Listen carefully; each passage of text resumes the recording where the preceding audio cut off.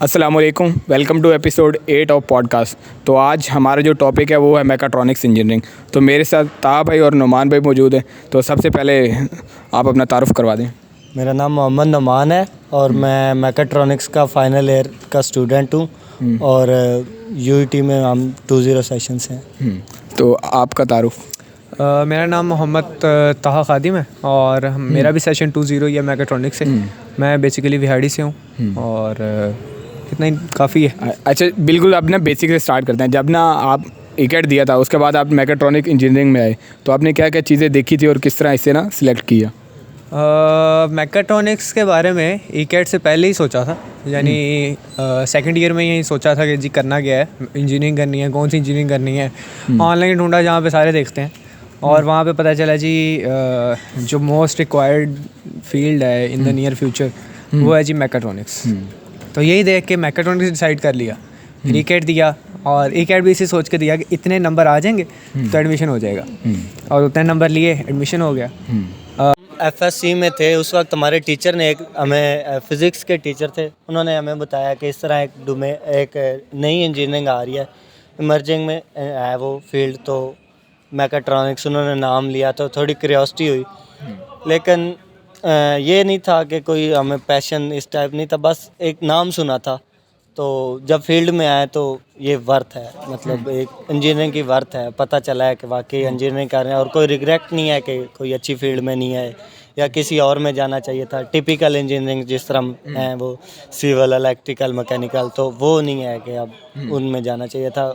लग रहा है कि एक अच्छी फील्ड में आ गए। अच्छा, बेसिकली आप अब एक लेमैन के लिए कैसे डिफ़ाइन करेंगे मैकाट्रॉनिक्स इंजीनियरिंग को? लेमैन के लिए मैं ये डिफ़ाइन करूँगा कि एक वर्सटाइल इंजीनियरिंग है जो आपको कुछ भी करने का फ्री हैंड देती है। आपने कोई भी चीज़ ऑटोमेट करनी है, आपके जहन में कोई भी मशीनरी आ रही है आप उसको कर सकते हैं। आप सीएस की डोमेन में हैं, चाहे आप मैकेनिकल की हैं, इलेक्ट्रिकल की हैं, आपने चाहे कोई रिसर्च टाइप है, तो आप मैकाट्रॉनिक्स में हैं तो आप कर सकते हैं। अच्छा, आप जैसे स्टार्ट में बात कर रहे थे कि मैकाट्रॉनिक्स इंजीनियरिंग में क्या क्या पढ़ाया जाता है और क्या क्या पढ़ाया जाता है, तो उस पर मैकाट्रॉनिक्स इंजीनियरिंग में जैसा कि आपको पता ही है कि जी मैकेनिकल, इलेक्ट्रिकल और दूसरे सब्जेक्ट्स हैं वो सारे के सारे एक मिक्सचर है, ठीक है। तो बिल्कुल ऐसा ही है कि हमारे डिफरेंट सेमेस्टर्स के लिहाज से हमारे सब्जेक्ट्स जो हैं वो वेरी करते रहते हैं। लाइक हम स्टार्ट में प्रोग्रामिंग की तरफ थोड़ा सा, जैसे हम देखते हैं कि हमारी थोड़ी सी प्रोग्रामिंग साइड जो है वो बेहतर हो गई है। दैन वो स्टार्ट एम्बेडेड सिस्टम में ये है कि हम लोग किसी हार्डवेयर के साथ इंटीग्रेट करना शुरू कर देते हैं प्रोग्रामिंग को। और जब हम हार्डवेयर के साथ इंटीग्रेट करते हैं तब हमें पता चलता है अच्छा we can actually do something with programming, ठीक है। कुछ ना कुछ हमें फिजिकल वर्ल्ड में होता दिख रहा होता है। वो एक काफ़ी जैसे कहते हैं ना पुश होता है स्टूडेंट्स के लिए। देन हम कंट्रोल सिस्टम्स की तरफ आ जाते हैं। कंट्रोल सिस्टम में हम लोग सिस्टम डिज़ाइनिंग, सिस्टम के ऊपर डिफरेंट एनालिसिस, उसके ऊपर स्ट्रेस वगैरह और हर चीज़ वहाँ पे तकरीबन क्लियर हो जाती है। अगर हम रिसर्च साइड की बात करें तो रिसर्च में मोस्ट ऑफ द टाइम जो सबसे इंपॉर्टेंट चीज़ होती है वो कंट्रोल सिस्टम ही होता है कि हमने कोई सिस्टम डिज़ाइन करना है, हम उसका कंट्रोल सिस्टम डिज़ाइन करते हैं कि उसके अंदर जो डिफरेंट कंस्ट्रेंट्स हैं उसके इफेक्ट्स क्या होंगे, उसको हम किस तरह सेट कर सकते हैं, उस पर क्या क्या बेहतरी लाई जा सकती है, ठीक है।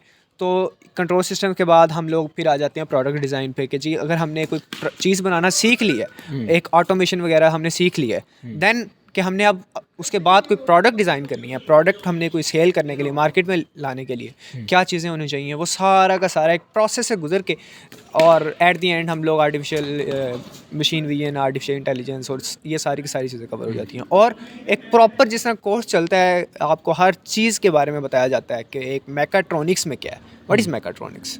जैसे कि उसका नाम है वो फिर अपने नाम को प्रॉपर सेटिस्फाई करते हैं। अच्छा, बेसिकली अगर यूईटी की बात करी जाए सबसे ज़्यादा प्रोजेक्ट जो बनाते हैं ना फिज़िकल प्रोजेक्ट, तो वो मैकाट्रॉनिक्स बनाती है। तो इसका सीक्रेट क्या है और इतने मतलब अच्छे प्रोजेक्ट वो कैसे बन जाते हैं? एक्चुअली वही जो बात शुरू से चल रही है वही कि ये मिक्सचर ऑफ फील्ड्स है। तो हमारी एक तो जो है ना सीखने को ज़्यादा मिलता है क्योंकि हमारी लैब्स ज़्यादा हैं पर सेमेस्टर। जो बाकी डिपार्टमेंट्स के कंपैरिजन में अगर हम देखें तो जहाँ उनकी एक लैब होती है या दो होती हैं, तो हमारी लैब्स जो होती हैं 4-5 पर सेमेस्टर लैब्स होती हैं और हर लैब का एक प्रोजेक्ट आ जाता है। तो जब आप प्रोजेक्ट बनाते हैं तो आपको एक मतलब हैंड ऑन एक्सपीरियंस मिलता है किसी भी चीज़ को। इंजीनियरिंग का कह लें कि ओरिजिनल जो टेस्ट है वो आपको प्रोजेक्ट्स बनाने में मिलता है। और जब आप सिर्फ एक होती है चीज़ प्रोजेक्ट में प्रोटोटाइपिंग, आप जस्ट बनाते हैं कि चीज़ वर्क कर रही है। एक चीज़ होती है उसको प्रोडक्ट के हिसाब से डिज़ाइन करना।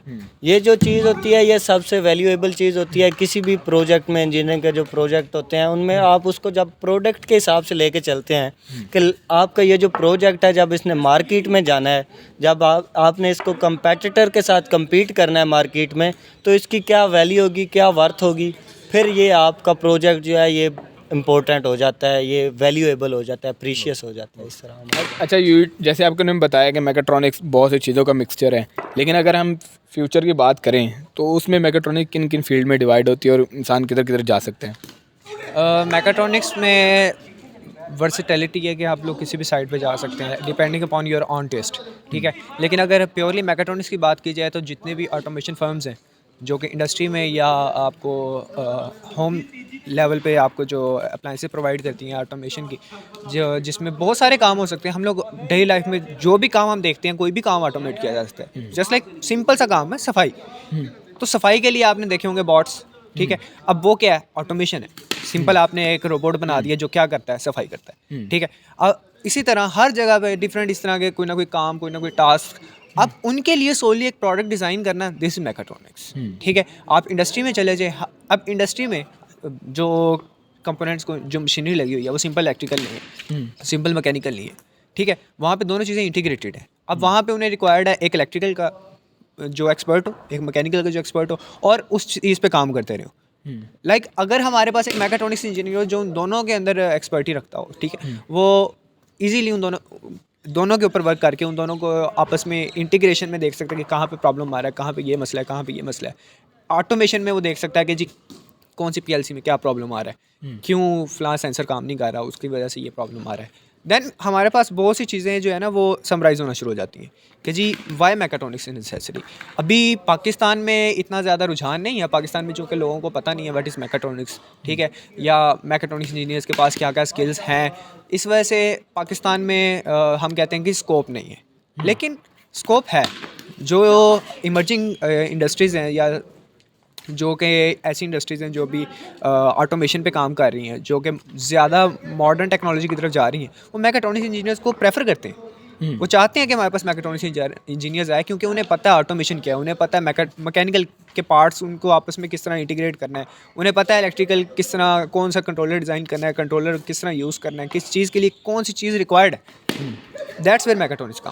ओके, अच्छा, इन मैकाट्रॉनिक स्किल वर्सेस सीजीपीए, तो इसमें का क्या कंपैरिजन करते हैं, कितना क्या मैटर करता है और कैसे इस चीज़ को लेकर चलना चाहिए? एक्चुअली मैकाट्रॉनिक्स का स्किल और सीजीपीए का मैं वही कहूँगा जिस तरह सीएस में है। सीएस में अगर आपके पास स्किल है तो सीजीपीए डजेंट मैटर। हमारी फील्ड में भी सेम ही है। अगर आपको हैंड ऑन एक्सपीरियंस है चीज़ों का, अगर आपको कंट्रोलर्स के बारे में पता है, पीएलसीज़ के बारे में पता है, आपको पता है ये एक्चुएटर है, इसको मैंने यूज़ करना है तो कहाँ यूज़ करूँगा, कौन सा कंट्रोलर मेरे लिए सूटेबल होगा इस ऑटोमेशन के लिए, प्राइस वाइज भी और उसकी रोबस्टनेस की वजह से भी, तो फिर आपका सीजीपीए डजेंट मैटर। लेकिन एक बात है कि आपको इंडस्ट्री में फ़र्स्ट टाइम एंटर होने के लिए या फिर ये कह लें कि फर्स्ट इंटरव्यू में बैठने के लिए आपको इतना होना चाहिए कि सीजीपीए आपका कि वो आपको वहाँ तक ले जाए। लेकिन वहाँ जो आपने प्रूव करना है वो आपकी स्किल्स हैं। I guess it is same for all fields. तो सबको यही है कि आपका जो सीजीपीए है वो आपको इंटरव्यू तक ले जाता है, वहाँ जो आपने प्रूव करना है वो आपने स्किल्स के साथ करना है। अच्छा, आप जो और एक और चीज़ जो आप वो पूछ रहे थे कि फील्ड का, तो जो सबसे ज़्यादा मैकाट्रॉनिक इंजीनियर की ज़रूरत है वो डिफेंस सेक्टर में है। मैं मेंशन करूंगा पीएससी कैमरा, तो जहाँ सबसे ज़्यादा मैकाट्रॉनिक इंजीनियर को प्रेफर किया जाता है या जिसको वो वैल्यू करते हैं more than mechanical, more than electrical, aerospace engineer और मैकाट्रॉनिक इंजीनियर। क्योंकि वो जो होता है एक जेट का जो सिस्टम होता है उसके लिए आपको कंट्रोल उसका डिज़ाइन करना, उसके लिए कंट्रोलर डिज़ाइन करना, ऑब्जर्वर्स वगैरह, और उसकी बाकायदा रिसर्च जो है वो साथ साथ चल रही होती है। इसलिए और उसके अलावा उसमें ऑटोमेशन और उसके अंदर जो इलेक्ट्रॉनिक्स और मैकेनिकल का एक कम्बिनेशन है, पीक पे एक कम्बिनेशन हम कह सकते हैं, तो इसलिए उन्हें एक मैकाट्रॉनिक इंजीनियर चाहिए होता है जो इस सब चीज़ों को होल्ड करे। मैंने इंटर्नशिप किया उधर, तो जो उनकी मेन वर्कशॉप है उस पे जो एक है ऑफिसर है जिसके अंडर वो सारी वर्कशॉप है, वो एक मैकेट्रॉनिक इंजीनियर ही है, तो वो प्रेफर मैकेट्रॉनिक इंजीनियर को कर। चलो आप कंक्लूडिंग रिमार्क्स की तरफ चलते हैं। तो बेसिकली आप जो एक बच्चा उसने ई-कैट भी दे दिया है, अब वो फील्ड सिलेक्शन की तरफ जाता है, वो किस तरह आप ये चीज़ देखे इसे कॉप अप करे और किस तरह मैकेट्रॉनिक्स की तरफ आए? मैकेट्रॉनिक्स की तरफ आए, सबसे पहले तो मैं यही कहूँगा कि देखें, पहले अपना पैशन डिसाइड करें। अगर आप पैशन डिसाइड नहीं कर पा रहे, फिर मैकेट्रॉनिक्स में आ जाएं, क्योंकि यहाँ पे आके आपका पैशन खुद डिसाइड हो जाएगा। अब बहुत से लोग होते हैं वो चाहते हैं कि जी हम प्रोग्रामिंग साइड पे जाते हैं, वो इंजीनियरिंग में एडमिशन लेने से पहले कुछ ना कुछ प्रोग्रामिंग लैंग्वेजेस में पंगा वगैरह लेना शुरू कर देते हैं, कुछ सीखना शुरू कर देते हैं, कुछ छोटे मोटे प्रोग्राम करना शुरू कर देते हैं। आजकल हमारे पास जिस तरह के रिसोर्सेज हैं, हर चीज़ आपको मिल जाती है। तो अगर तो उनका डिसाइड हो गया कि जी मैंने फ़लाँ फील्ड चूज़ करनी है, मैंने इस तरफ जाना है, इस तरफ जाना है, देन सिर्फ उधर ही जाओ और कहीं पे ना जाओ। लेकिन मैकेट्रॉनिक्स में ये है कि आपके पास अगर तो आपको लगता है कि जी आप थोड़ा सा बर्डन बर्दाश्त कर सकते हो, जिस तरह कि आपने भी कहा कि जी हमारे पास सबसे ज़्यादा प्रोजेक्ट्स होते हैं, तो पढ़ाई के साथ साथ प्रोजेक्ट्स होते हैं, ठीक है। और ज़्यादातर हम में ऐसे होते हैं जो कि प्रोजेक्ट्स को प्रेफर करते हैं कि जी चलो पढ़ तो हमने लेना ही है, प्रोजेक्ट्स करते हैं अच्छी तरह, ठीक है। अब प्रोजेक्ट करने पे वो ये है कि जो आपने थ्योरी में सीखा होता है, जो नहीं भी सीखा होता, आपको वो भी समझ आ जाता है, आप वो भी कर लेते हो।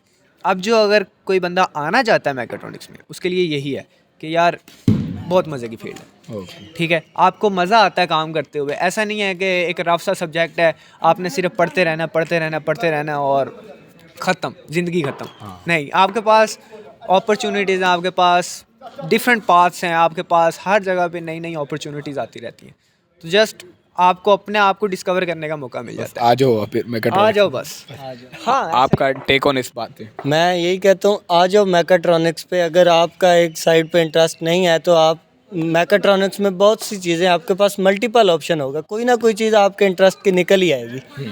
तो आ जाओ, ये नहीं है कि किसी एक प्योर फील्ड में चले जाओ तो बाद में आपको पता चले कि आपका इंटरेस्ट नहीं था, तो फिर आपका लॉस होगा। लेकिन मैकेट्रॉनिक्स में आपके आने के बाद ये लॉस नहीं होगा कि यार इसमें आ गया, तो आपके पास मल्टीपल ऑप्शंस होंगे। आप प्रोग्रामिंग में जाओ, मैकेनिकल में जाओ, जिधर मर्जी जाओ। चलो भाई, उम्मीद है कि आपको मैकेट्रॉनिक्स के बारे में काफ़ी पता चल गया होगा कि इससे मेन चीज़ है कि बस आ जाओ डिस्कवर बाद में हो जाएगी। तो आज के लिए इतना ही। अल्लाह हाफिज़।